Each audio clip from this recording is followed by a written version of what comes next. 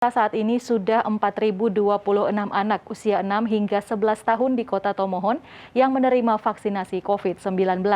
Pemerintah Kota Tomohon menargetkan akhir Januari vaksinasi pada anak bisa tuntas.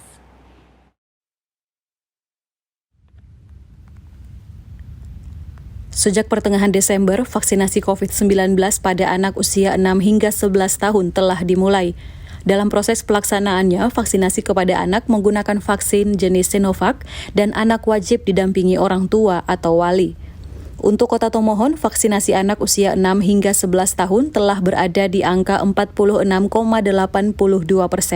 atau 4.026 anak dari total sasaran 8.598 anak. Vaksinasi untuk anak sekolah dari 6 sampai 11 tahun itu sudah dilaksanakan sejak bulan Desember dan sampai pada hari ini sudah dilaksanakan baik di pos-pos pelayanan yang ada di tiap-tiap kelurahan, rumah sakit maupun di sekolah-sekolah.